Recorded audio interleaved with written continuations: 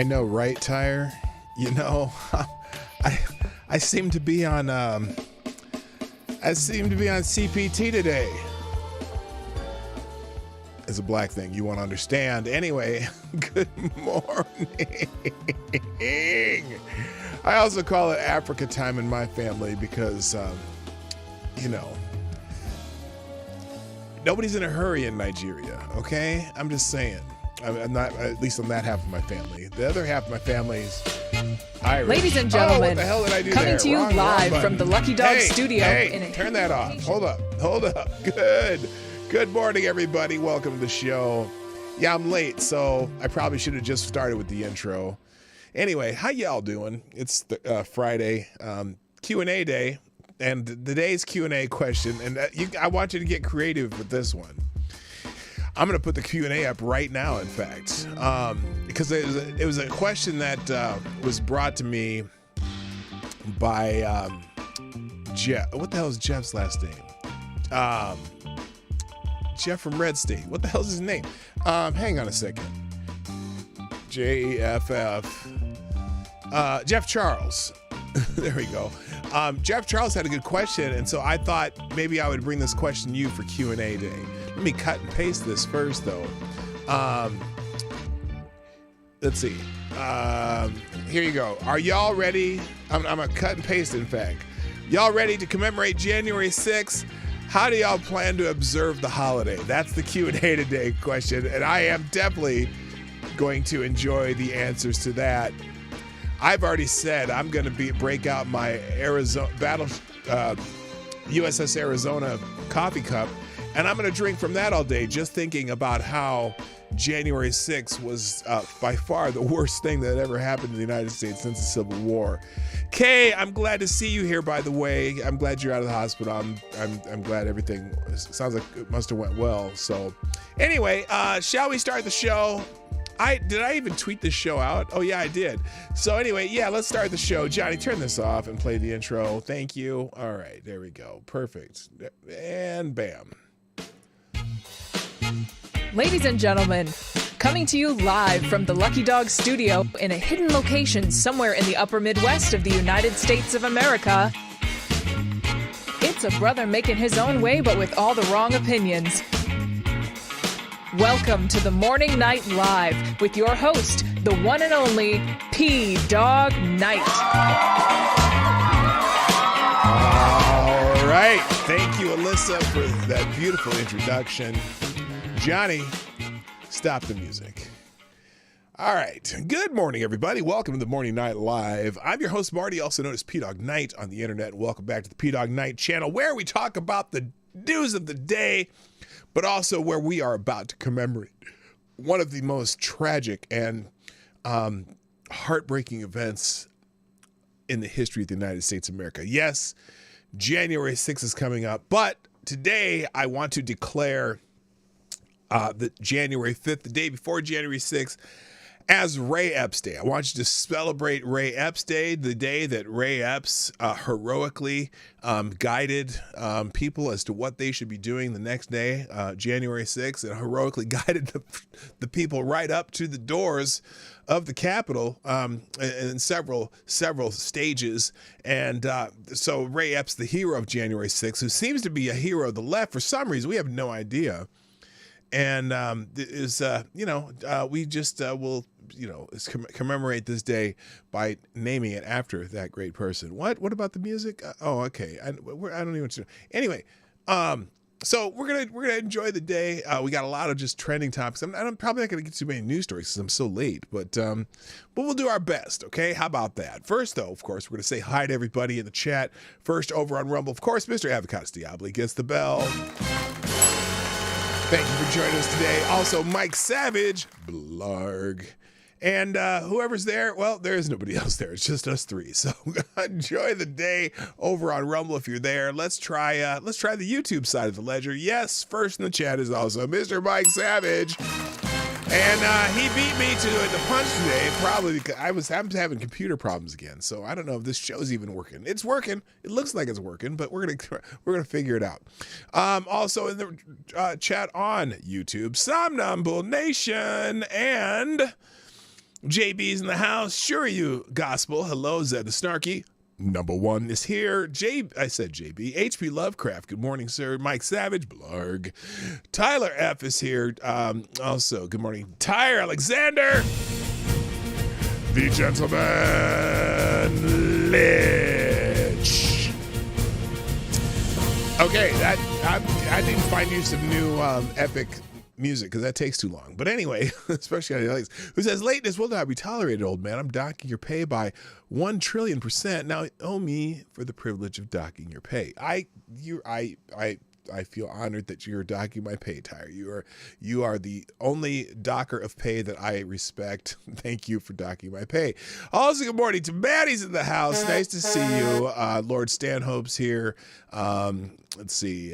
Simon Wolfwood, what up? Good morning also to I said Lord Stanhope. Where's it? What happened here? I know I saw Kay here. Kay's here. Kay just got out of the hospital. I'm glad you're doing okay, my friend. Except now where'd it go? Oh, there you are. There you are. I'm here but tired. Okay. Yes, you're here. Good. And Kay Shell's in the house, and I think I got everybody. Aaron Meredith, a couple more people. People are strolling in because, when you start the show this late, the notifications take even longer. Beard is in the house. What's up? Yes. And it is the 1,200th episode of this show, which is just shocking to me. In fact, wait a minute. My anniversary of the show's coming up too. I'll have to figure out when that is. It's somewhere. I think it is sometime in January that I started this show. Aren't we coming up on the 5th anniversary of the show? I'm not sure. I got to look that up because I should have a celebration for that, shouldn't I? 5 years of the Morning Night Live, but I don't know what it is. It's somewhere in. Let's see. No, you know what? It started in January because I remember it was right around the time of the Covington kids, and then a week later, Jussie Smollett. I mean, all that stuff happened. So I'll have to look that up. I can't remember what that is. I got to do a 5th anniversary show. Maybe I'll have some guests or something. I don't know. We'll see. Anyway, so let's get into it quickly because I am behind schedule today. First, quickly though, I'm going to thank a few people. Let's start. Oh, what happened there? There we go. Thank you to Somnambule Nation. Looks like Scribe Lights. Thank you. Dog Thrapple. Another guy, V, and Tyler F. all retweeted the show. Please share the stream. If you haven't done so, you happen to be on X, you can retweet me.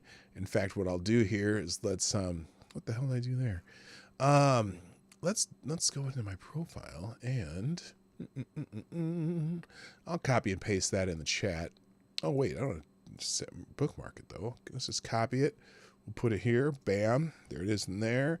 And boom. There it is in Rumble. There you go. If you happen to be on X, you can retweet my tweet of the show. Septus Wolf, good morning. Cleaning and packing. Oh, gosh, you're moving. Oh, I hate moving. Ooh, I hate moving too. All right, let's get into it. Lots of stuff going on today. First, let's start with, this was awful. Wait, what happened there? How did that get over here? That's supposed to be down there somewhere. Did I put it? Okay, never mind. We're gonna cut this one because I don't want to talk about this one yet. We're gonna get there though.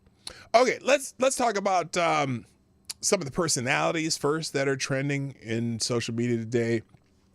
One, and every time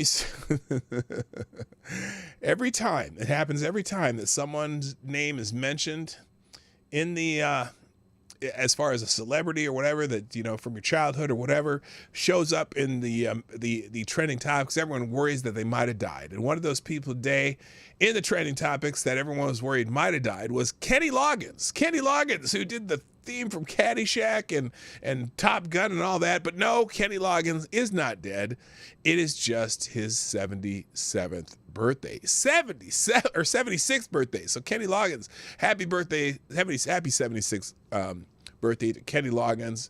His two big hits in Australia were Footloose and Danger Zone. Well, those are from movies anyway. He was kind of it's funny because for whatever reason, Kenny Loggins was kind of, for whatever reason, he was the movie theme song guy for a while. I mean, between Caddyshack, Footloose, Top Gun. Wasn't no, that was Glenn Fry from Beverly Hills Cop. But anyway, yeah, he was known. His top songs were from themes from movies. So, happy birthday to Kenny Loggins. Also trending today, who also is having a birthday, is Mr. Robert Duvall. Now, Robert Duvall, man, talk about a guy who's had a career. He's 93 years old today. He was in the original or the film debut of the To Kill a Mockingbird back with he didn't he play I can't remember who he played, but he was he was in To Kill a Mockingbird. That's not him. That's who is that guy? That's not Robert Duvall though. Here's Robert. Is that him right there? No, he's somewhere in the movie. Anyway, why am I blanking on this guy's name? That's not Robert Duvall, but he was in To Kill a Mockingbird. He's been in a lot of movies. I think he wasn't in The Deer Hunter with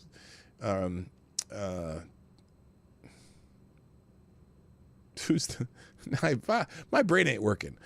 Anyway, he was also in The Godfather. He was in what else? Let's see. I mean, he's been in a lot of movies. Let's just put it that way. Let's see. John Savage, production of American Buffalo. I don't remember that one. He played Boo Radley in To Kill a Mockingbird. He's been in a lot of movies. So anyway, happy birthday, Robert Duvall.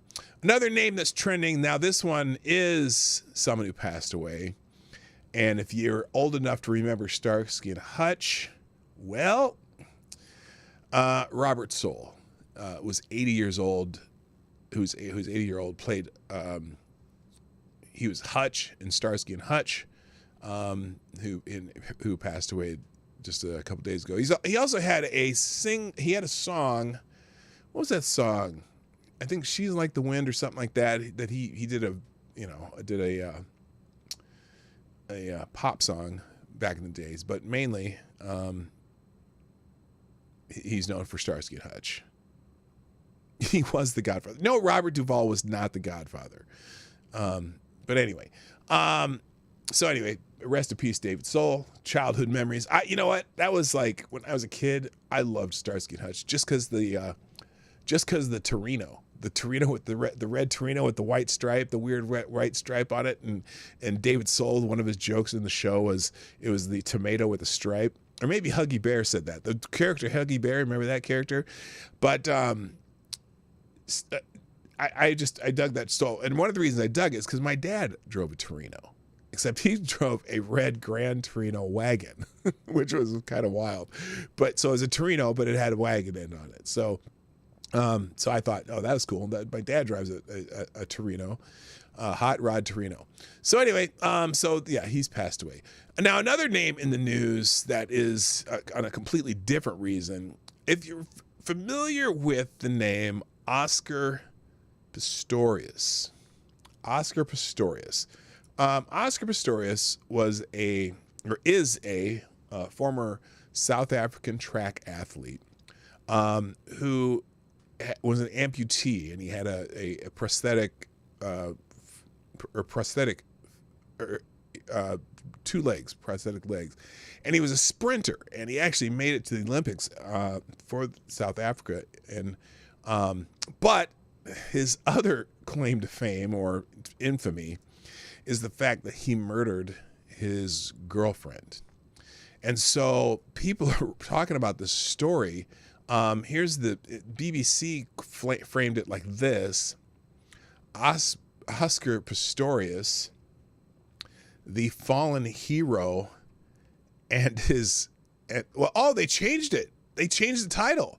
The original title was Oscar Pistorius, the fallen hero and his future. But they've changed the title because people were getting a little bit pissed off about this. Why? Well, because he murdered his girlfriend, and he went to prison, and he's gotten out after 9 years. Former Paralympic champion left prison in South Africa on Friday on parole while serving half of his more than 13-year sentence for murdering his girlfriend. He only got a 13-year sentence for murdering his girlfriend. Hello, hypnagogic monk, by the way.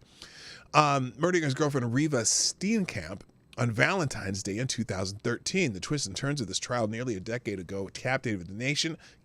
Captivated the nation. Good morning, those ain't real, do too. Captivated the nation, and his release is a massive news event in South Africa and around the world. WMPT won 6 gold medals over 3 Paralympic Games and made history in 2012 by becoming the first amputee sprinter to compete at the Olympics in London. Now he's known as convicted murderer. So a lot of people talking about this and the fact that he's on parole, and people are angry. And it's a different, justice systems around the world are different. And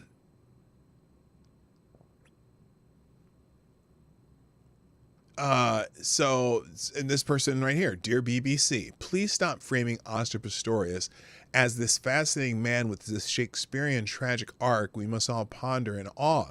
He murdered Riva Steenkamp, law graduate, campaigner, successful model, a woman with a future which he stole. He shot her 13 times. Yeah, he didn't leave it up to any chance. And so people are just, here it is. Again, Oscar Pistorius killed Riva Steenkamp, for which he served just half his sentence in prison, and now we're supposed to feel sorry for him. He should remain in prison, cry me a tiny little river. And again, this is a South African law. I don't know why he only got 13 years. I don't know why he's going on parole right now.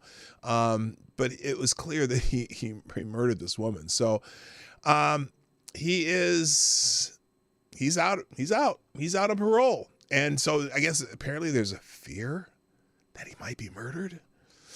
Yeah, well, I don't know. What are you going to do? So lots of outlets writing about this. Here it is, Olympic sprinter. Here, I'll move this so you can see it. This is the AP. Olympic sprinter Oscar Pistorius freed upon serving nearly 9 years in prison.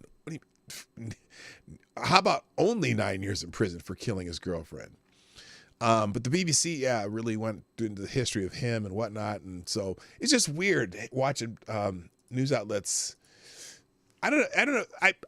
I wouldn't say they fawn over him, but they make it just, his tragic story. Yeah, he murdered his girlfriend, shot her 13 times. That's tragic.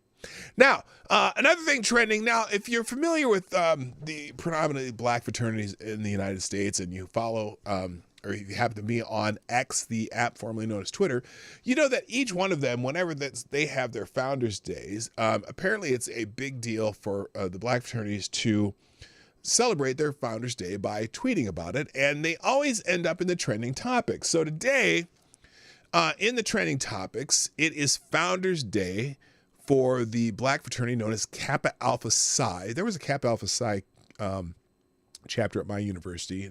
I knew some of those guys. I knew a lot more of the alphas because one of my best friends from high school was an alpha at Drake. And but now normally I don't make a big deal about this on this show because I was not in a black fraternity. I was in a traditionally white fraternity, but also because I don't think this is necessarily news for people outside of the fraternity. Except today, I scrolled through this just a little bit, and I found this. I found this little bit of cringe, not from anyone who was a member of Kappa Alpha Psi, but instead from the governor of Michigan, Gretchen Whitler. Right here. Gretchen Whitler decided to congratulate the men of Kappa Alpha Psi. Happy Founders Day to the men of Kappa Alpha Psi. Thank you for all you do, including the Guide Right program that focuses on early childhood development. Your work is critical to building stronger communities around the state. Really? Now, I'm confused about this. Now, wait, but that's not the part that was cringe. That's fine. If you recognize various fraternities and their philanthropy that they do, because that's what a lot of fraternities do. They have a lot of national fraternities of all types have a national philanthropy. But I've never seen Gretchen Whitler do this before. But wait till you see her message. I want to show you her message though. Her actual message that she decided to build a video of. Now, first of all, that's an unfortunate freeze frame there because I don't know what she's doing. Maybe she's trying. I don't know. Listen to her. Listen to this. Now, because I want to tell you, this is some class A pandering, but it's very subtle. Listen very carefully. Happy Founders Day to the men of Kappa Alpha Psi Fraternity Incorporated. Your strong membership includes Michigan State Representative Tyrone Carter, who has... Now, stop. Hello, Bishop. What's up? How you doing? Stop. Did you see how... I'm going to come back to it. I'm going to show you again. Did you see how she said that? Hold on. Let me let her finish first. I'm going to let you finish, Gretchen. has helped us make record investments in education, economic opportunity, housing, listen to her delivery, and so much more, and has become a truly great leader in Michigan legislature. Our work in Michigan... Okay, stop. I'm going to stop because the rest of it all is just she talked this, that, and they did this lovely thing and that. But wait a minute. When she said Tyrone Carter, watch this again. Happy Founders Day to the men of Kappa Alpha Psi Fraternity Incorporated. Your strong membership includes Michigan State Representative Tyrone Carter, who has... Tyrone Carter. Really? Is that what? Are you mocking black people by doing it that way? Tyrone Carter. Is she pulling a very subtle Hillary Clinton? I'm sorry. I ain't no waste hard. I'm just, what the hell was that? Tyrone Carter. Listen. Tyrone Carter, who has helped... Tyrone Carter. Oh, but I'm not sure what the hell that is. So I just thought it was funny that she, I don't think she's ever mentioned any other fraternity or sorority, because I guarantee you a whole bunch of people in the Michigan legislature were probably part of a fraternity or sorority or whatever. But boy, oh boy, she loves her some Tyrone Carter. That's wild. Okay, shall we move on? She loves her some Tyrone Carter. All right. Another thing. Now, I don't normally feature sports things on this show, but a fan at a basketball game got themselves some amazing footage while sitting in the stands of an amazing event last night. I'm not even sure if I get in trouble for what this isn't. This isn't a broadcast, so what the hell? So the Denver Nuggets NBA game last night against the Golden State Warriors. The Joker. I don't know his full name, something Jokic, who's become a great player, 3-time MVP. I mean, he's a star. He's led them to the NBA title last year. He did something pretty incredible though for a 7-foot, almost probably 280-pound center. And he's been phenomenal leading this team. So I thought I'd just show you this. This fan was in the stands and they had the foresight to film the end of the game. And so here we are. And I just thought this was cool because this is amazing. That's Jokic right there, 15. Now already focusing on Jokic, knowing that he would probably do something incredible here. This is a tie ball game, and there's about 3.6 seconds left on the clock. And here he goes. Look, they pass it in. He gets there, and 1, 2, 3, gets it off. Oh, almost from half court, knocks down a 3. And that fan got some really nice footage of it. So I just thought that was pretty cool. I mean, I know I don't do sports on here, but very, very cool, I thought. So there you go. So there's your moment of sportsdom on the Morning Night Live. Moving on, also trending. There's now the announcer's version of this. I also put a link to that, but I'm not going to play it because it's an NBA Oh, I already had it sitting there. No wonder. It's an NBA broadcast, so I'm not going to put that on there. Also trending, haka. Now, do you know what a haka is? Do you know what a haka is? So, if you ever watched like international rugby or any kind of international sports, right? The haka is the traditional kind of war dance in New Zealand, right? And a lot of times the New Zealand teams will do a haka before they play another team, and it's always kind of cool. It's interesting, usually it's no, not haka loogie. Stop it. No, it's not a game played on ice. So anyway, usually you see, and it's usually done by men, but now the women do it too, and I don't know if women have traditionally joined in doing a haka before. It's because it's kind of a war dance or a war warning against the people who are going to fight them. But what's interesting, so haka's trending though because New Zealand has a new member of parliament. Now, what's interesting, I'm looking through these tweets, and none of these people were saying what her name is until down here. This is a war dance, the haka of the Maori tribe. It's a warrior dance signifying the tribe's pride, strength, and unity. It begins with a powerful and rhythmic chant called the wakaeke, which sets the tone for the performance. Different forms of haka include wakatu wawe, tutu nagahu, and peru.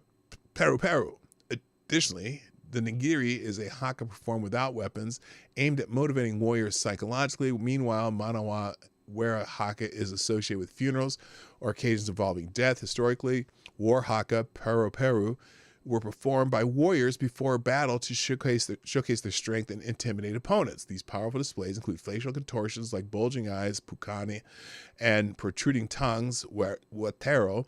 The dance has incorporated a wide range of vigorous body actions, such as slapping hands against the body and stomping the feet.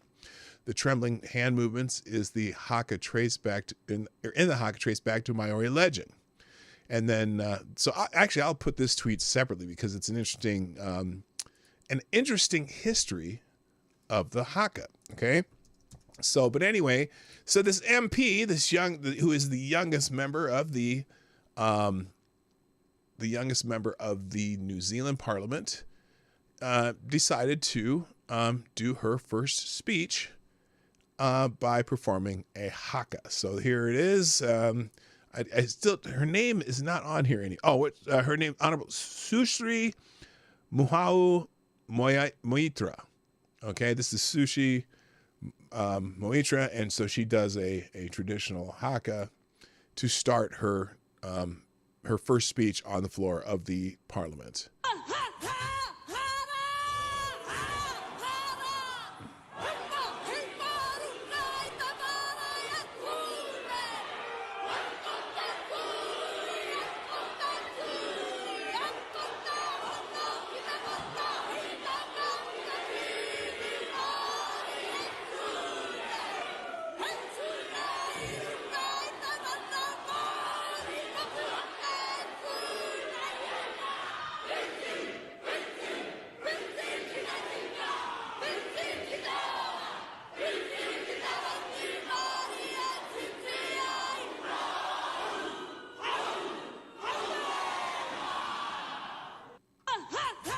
Now, I think this is kind of cool, actually.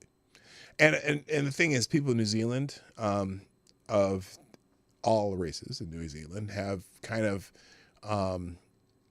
have adopted this because it's a tradition of the island, and so they kind of Jesse Leon, what's up? Nice to see you back. Furry Kitten, hello. Jesse Leon, I can't tell if I'm turned on or if I'm frightened. Don't be scared. Don't be scared. Now, here's what I'm going to ask you to do, though.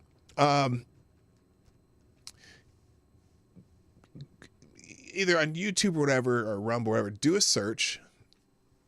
Rugby, New Zealand rugby haka, Haka, And you'll see how this is usually done before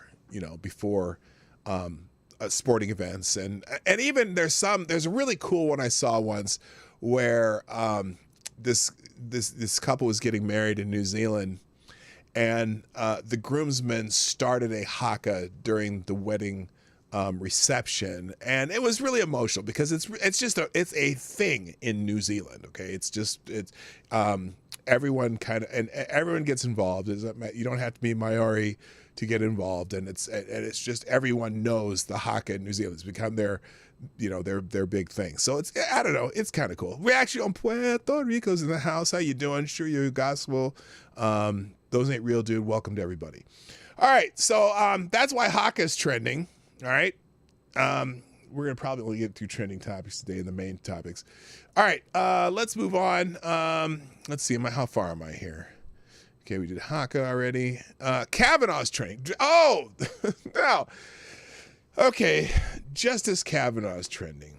And this is because I think Trump lawyer Alina Habba is made a very weird, just a dumb move here. And I agree with all these people who are criticizing her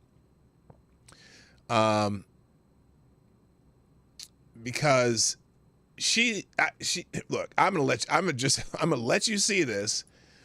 She was on in an interview, and she said this, and you can tell me why it's dumb. I can tell you in a second, but this is dumb. Here you go. I think it should be a slam dunk in the Supreme Court. I have faith in them. You know, people like Kavanaugh, who the president fought for, who the president went through hell to get into place. He'll step up. Those people will step up, not because they're pro-Trump, but because they're pro-law, because they're pro-fairness. And the law on this is very clear. I think it should be. Now, that was a dumb move. That was a dumb move. Yes, hey, Advocate Diablo, make it sound like he owed Trump. He doesn't owe Trump anything as far as the law is concerned. The reason that the state laws the state actions taken in Colorado and Maine should be struck down is because they're unconstitutional.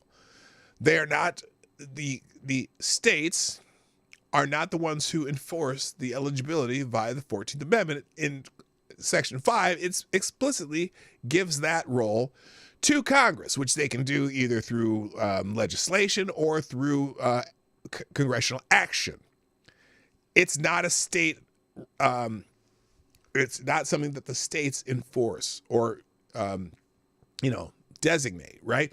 And in fact, there's even a bigger reason why we know that the 14th Amendment is not something that the states adjudicate, because this was after the Civil War, right? So after the Civil War, this was one of those things where they kind of removed this right from the states, because the states that left the Union would be able to do this if it was the state's prerogative to remove someone from the ballot, especially for the President of the United States, which is the only fully federal office, right? So, no, that's not just Kavanaugh owing Trump something. That has nothing to do with it. And that was the dumbest thing you could have said.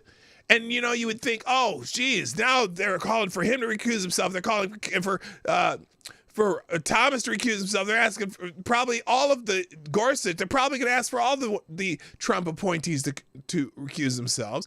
This should be a 9-0 decision based on the Constitution, not on anything that Trump did for Kavanaugh. And so that was just a dumb move. Just to even say it, because now just people are all over the place. Oh, here comes Keith Olbermann. Keith Olbermann claims it was a threat against the Supreme Court. He claims it's a threat. Listen to dickhead Keith Olbermann here. Here's moron Keith Olbermann. Is this it? The new Friday Countdown podcast is now live, and it's day 7 of the low-key Trump threats against the Supreme Court to try to get it to decide in his favor on the 14th Amendment and presidential immunity cases. What threats? How? First of all, that's just Keith hyperbole, but or else. This time, his attorney Alina Habba goes on Fox in prime time with a quid pro quo. Habba says she has faith in Kavanaugh, quote, who the president fought for, who the president went through hell to get into place. He'll step up, guess what, unquote. Habba? One day earlier, Habba you said, gave Keith Olbermann this dumbass talking point. You did it. You gave these assholes this talking point by saying something so incredibly stupid. It's unbelievable. All the justices were, quote, trying so hard to look neutral. Sometimes they make the wrong call. There's no politics that should be involved in this. It's simply American, unquote. At best, it is pressuring an already corrupted Supreme Court. At worst, it portends the kind of stochastic terrorism that Trump has already directed against Judges Engoron in New York and Chutkan in Washington. What?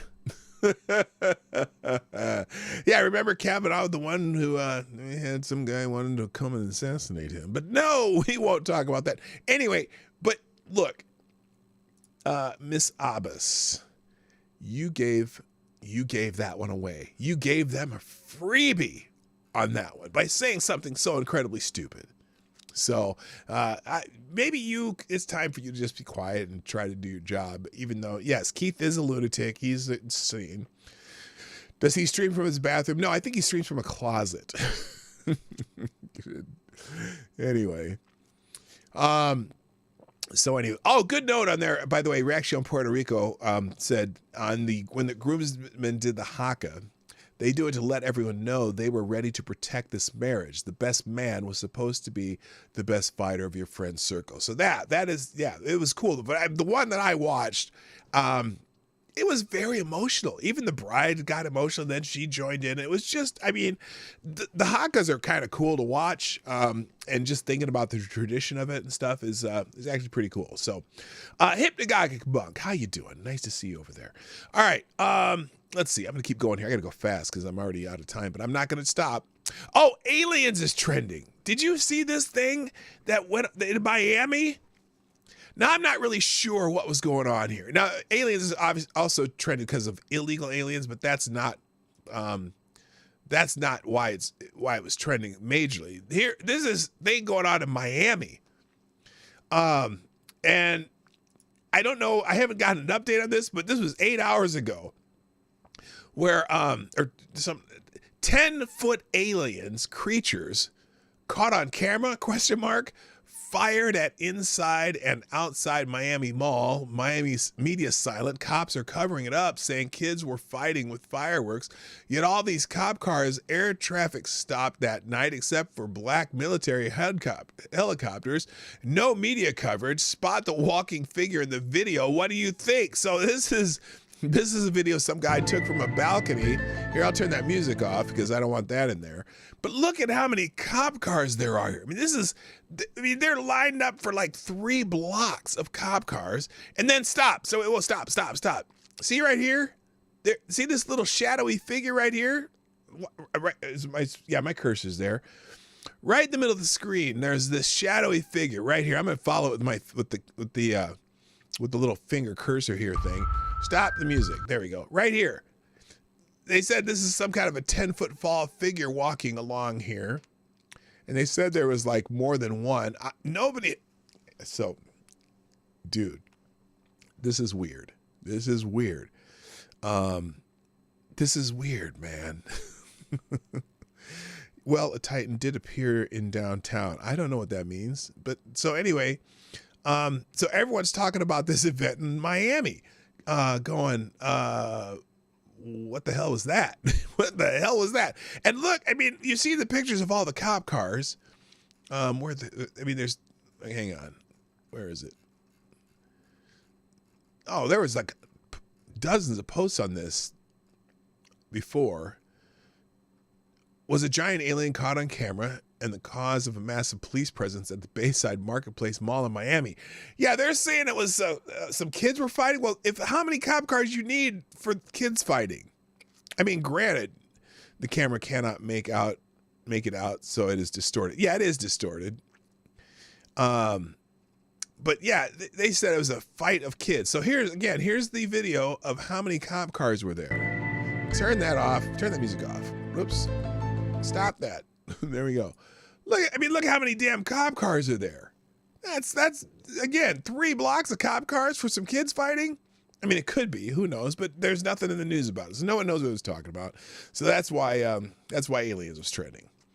All right, where are we at here? Oh, also though, now, there's also some breaking news from CBS News regarding a different kind of alien, aka illegal aliens.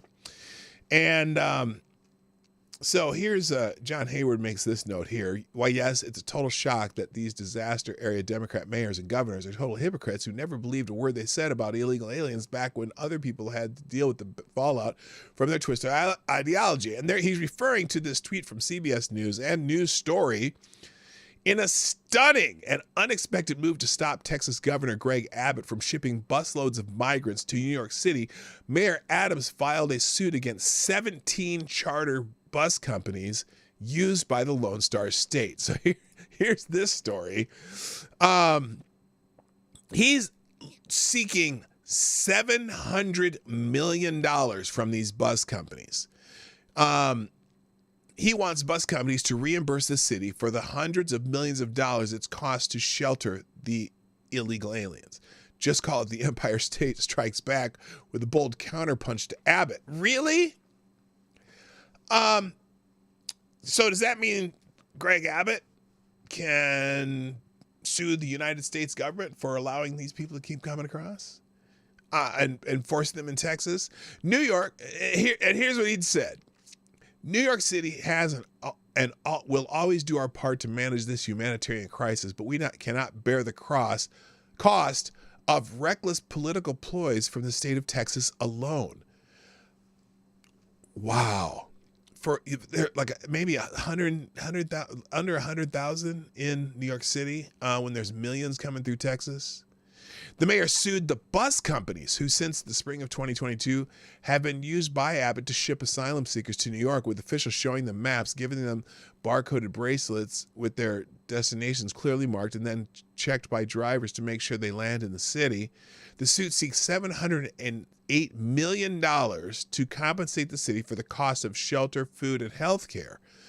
Now, why isn't he petitioning the U.S. government for that? These companies have violated state law by not paying the cost of caring for these migrants. Really? Does the state require a bus company to pay for the cost of immigrants who are brought to their state? I'm trying to figure out what law he's talking about. That's fascinating. The suit charges that companies with bad faith conduct in violating New York social service law by dumping the asylum seekers in New York City without providing a means of support. The bus companies are required to support these people? I'm curious. Governor Abbott's continued use of migrants as political pawns is not only chaotic and inhumane, but it makes clear that he puts politics over people. Interesting. That's an interesting take.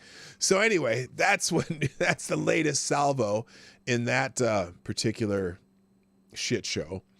Let's see. Jack Smith is also trending today. Jack Smith apparently sent some FBI agents after here it is. So this is the guy he's the one black man being charged, I think, in Georgia. And apparently arrest footage of Trump co-defendant provides glimpse into Jack Smith's probe. So apparently these 2 FBI agents start chasing this guy down the street with guns drawn without identifying themselves. So what's his name? I'm trying to think of the guy's name. It's breaking. Jack Smith. Okay. Oh, and there's another thing Jack Smith said today that's crazy. But Jack Smith's FBI armed goons hunted down a black Trump supporter. They didn't identify themselves. He thought they were muggers or robbers. He called 911. And they're saying Cernovich obviously calls this an attempted lynching. Here is the article on it. Oh, that's the wrong one. That's not it. Here it is. So in Politico, Special Counsel Jack Smith, probe of Donald Trump's election subversion, has mostly played out in stuffy conference rooms and secret grand jury chambers. But last February, it nearly turned violent. Oh, this is from February? During a tense confrontation with FBI agents who were trying to serve a subpoena, Harrison Floyd, a 2020 Trump campaign aide, considered grabbing one of the agent's guns. Floyd told the local police officer who arrived at his door shortly afterward. His exchange with the local police was captured in body cam footage obtained by Politico through a public records request. So this is why it's trending today. The footage shows the aftermath of a heated encounter between Floyd and two FBI agents dispatched by Smith. In the video, a winded, bare-chested Floyd complains to police in Rockville, Maryland, that he has just been accosted by a pair of men who pursued him into his apartment building. One flashed a gun, prompting Floyd, a Marine Corps veteran and mixed martial arts fighter who saw combat in the Iraq War, to consider wrestling it away, Floyd says in the video. If he reached up, I probably would have tried to stop the muzzle, but he would have definitely threw my hand, Floyd tells officers who were responding to the 911 call he placed about armed men barging into his building. But the other one was right next to me, so if I went for that gun and he pulled a gun, now I'm fighting two guys with guns.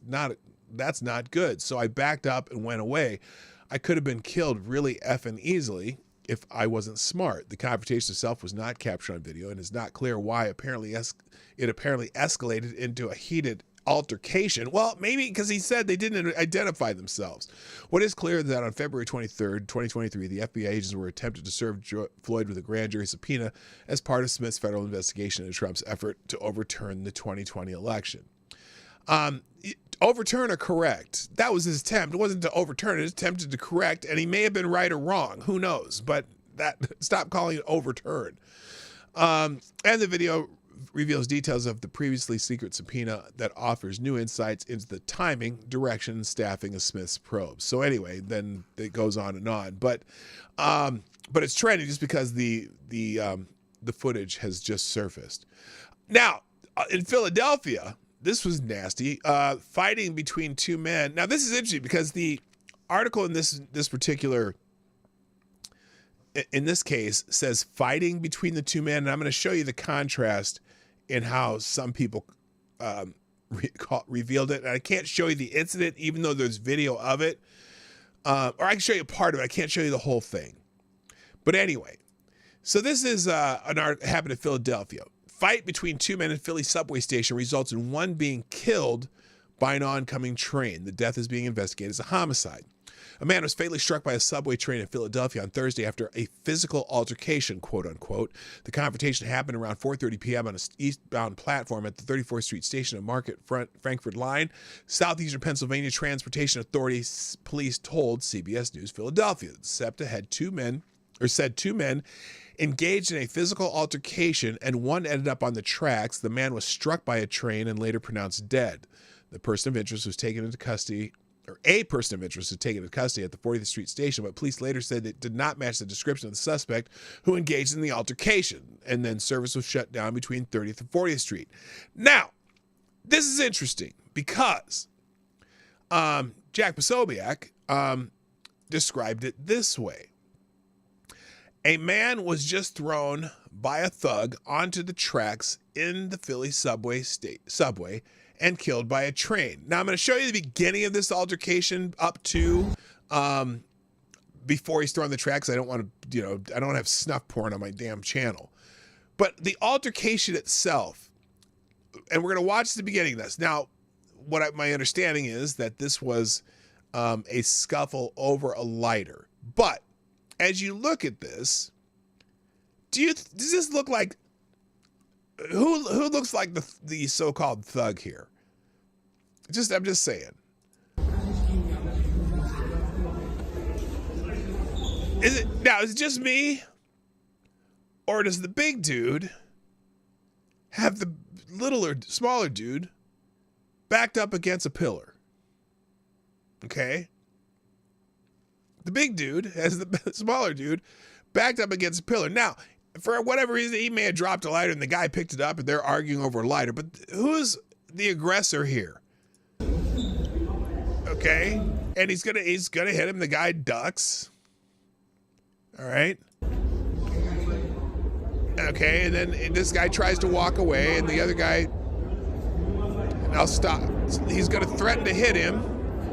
Okay, and then the other guy hits him back, and then what happens is the big guy falls on the track, a train comes and runs him over, and he dies.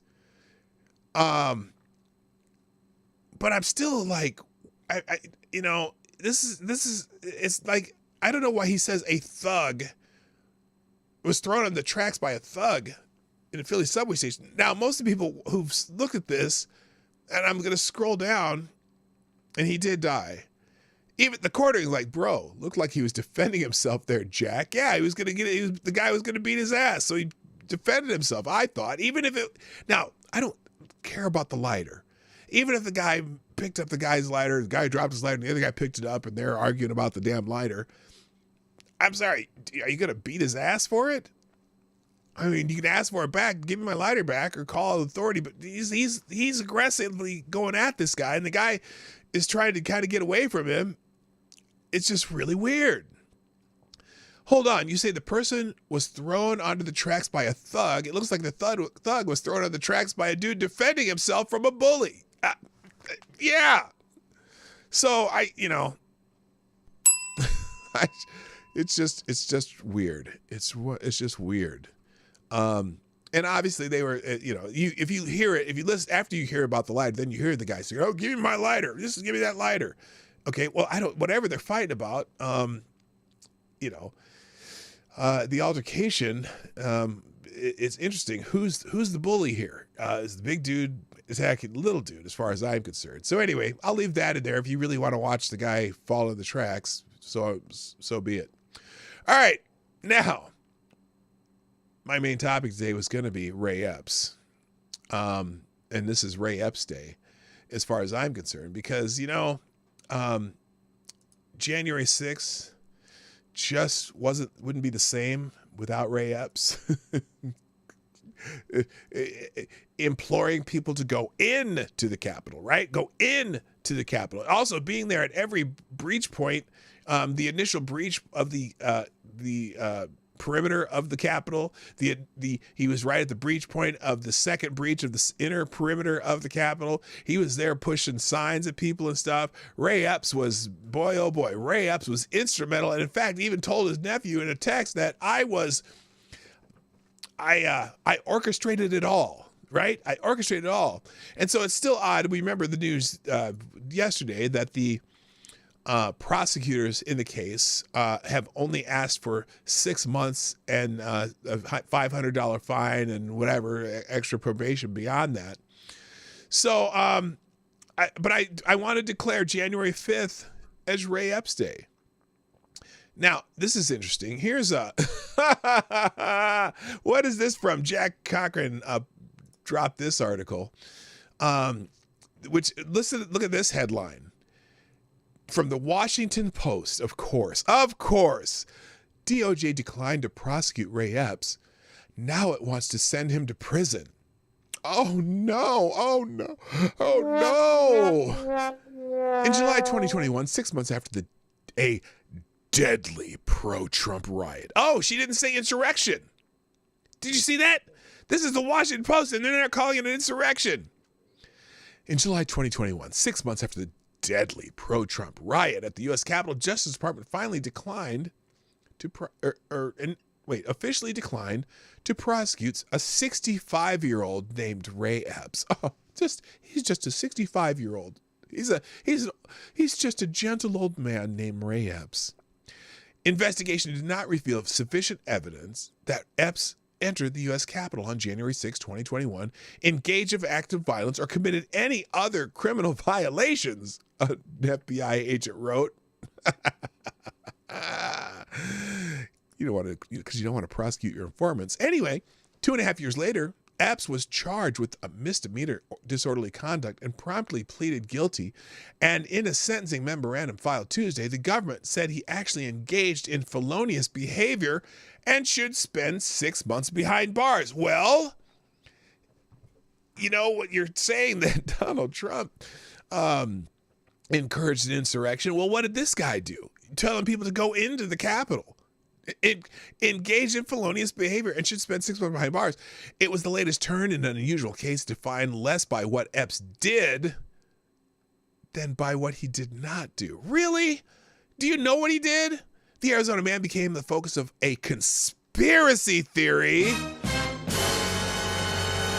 that the federal government ignited the Capitol riot. His defense attorney, Edward Ungavarski, said the charging reversal seemed to be an ill-considered reaction to extremist, relentless pressure on the government to charge Epps. Wow, or maybe just video evidence of him encouraging people to do what they did. Holy shit.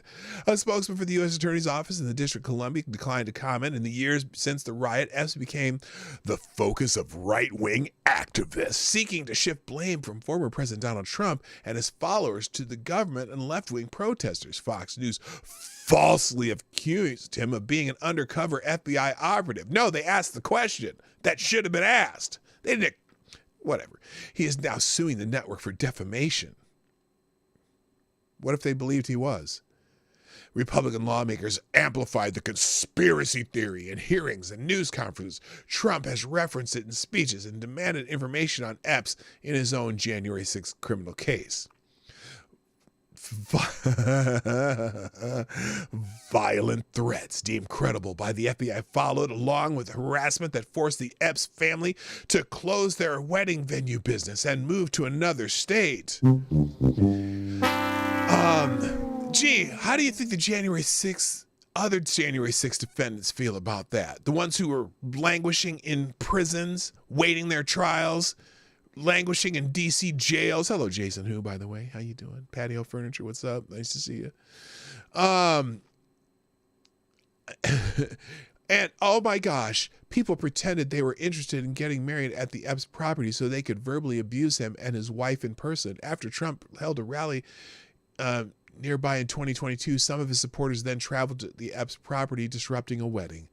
I live in constant fear that we will be recognized and someone will find out where we live and reveal it to others, and that part of the nightmare will start all over again, his wife said in a letter in court. Justice Department leaders have repeatedly confirmed that Epps never worked for them. Oh, they promised, pinky swear. In a sentence filing, the government said Epps has never been a government employee or agent other than his 4 years of service in the Marines from 1979 to 1983. Now, isn't that funny? Isn't that a weird statement for the sentence filing to make that part of your sentence filing? Oh, by the way, he's never been an informant for us. He's never been employed by us. Wink, wink.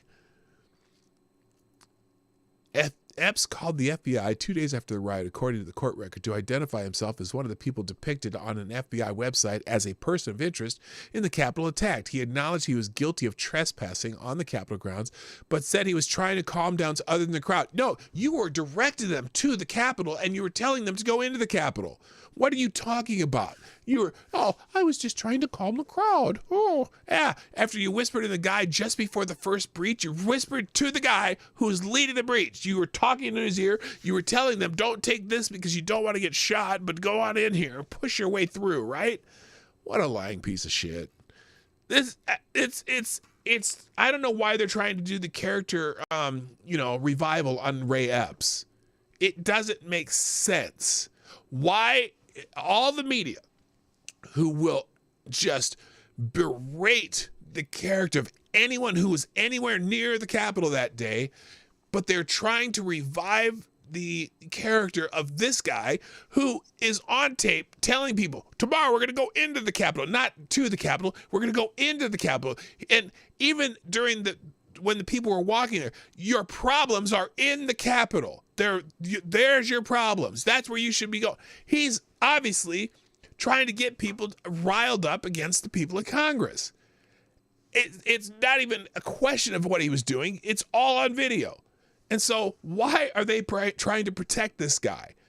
It makes no sense whatsoever why even the Democrats on the January 6th committee, oh, this poor guy in the wrong place, the wrong time, telling people to go into the Capitol, Mr. Raskin, I'm not going to say it, piece of shit. So it just amazes me. It is freaking amazing. Now, and again, here's in Politico, we already talked about this yesterday, how prosecutors asking Ray Epps to receive a 6-month prison sentence. Yippee. Is that all? Really? So anyway, I officially call this Ray Epps Day because this is the guy who was very on January 5th, 2021, was out there telling people how they needed to go into the capitals because that's where their enemies were. And even some people there were saying, you are a Fed, dude. You are full of shit. You're trying to instigate some shit and get us all killed. And he kind of was doing that. In fact, and he admitted to his nephew when he texted him saying, I orchestrated it all. Orchestrated is a quote. I orchestrated it. Well done, Mr. Ray Epps. All right. Unfortunately, I'm not going to get to the rest of the stuff I was going to do today. What was that including? I did put I have a thread or the trending topic of January 6th in the links today. By the way, Joe Biden tomorrow on January 6th, the anniversary of January 6th, is going to give a speech at Valley Forge, Pennsylvania. And apparently his first campaign ad's out too. Maybe I'll show that another day. His first campaign ad's pathetic, man. It's really bad. But we're going to skip that for now.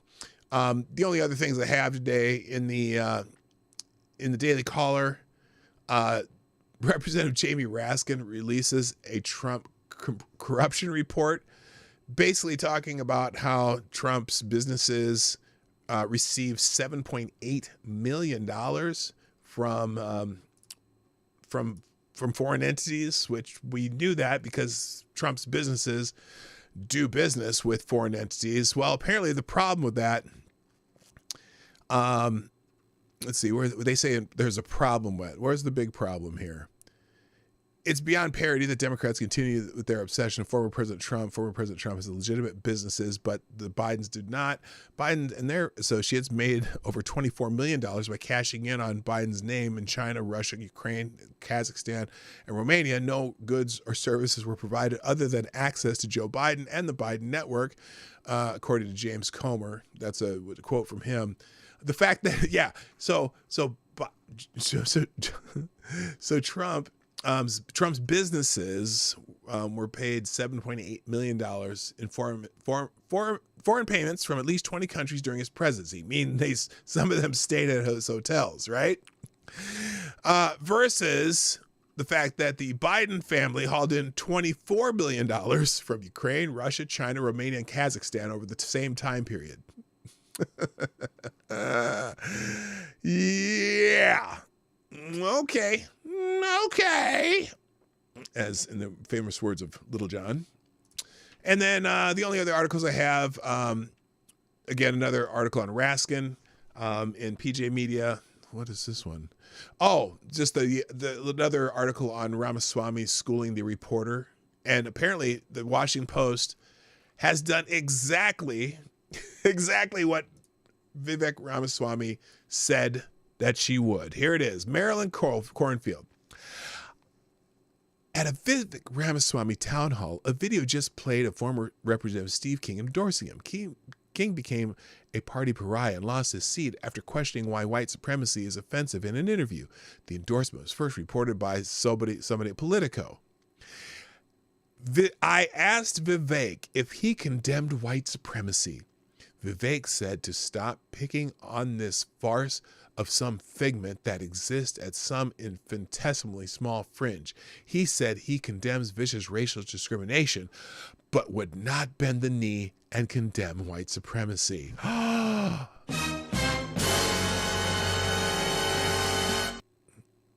Hilarious. We knew that. And yeah, so he would not condemn white supremacy. Oh, apparently in Perry, Iowa yesterday, there was another mass or a pew event at a school. And I don't know if this is true. Someone's saying the school shooter was an LGBTQ activist. I don't care so much. But somebody said it might have been a teacher, but I don't think so. Gender fluid Perry school shooter identified as Dylan Butler. He's known A known abuser of SSRIs, which he was prescribed to deal with his gender confusion, he posted on TikTok before the shooting spree. Rest in peace to all of those who were hurt and injured. Another gender indoctrinated kid was something here. So you can find out more about that. I haven't read the story, so I don't know in full, but I know that this happened. It's unfortunate. Apparently, Oregon lost track of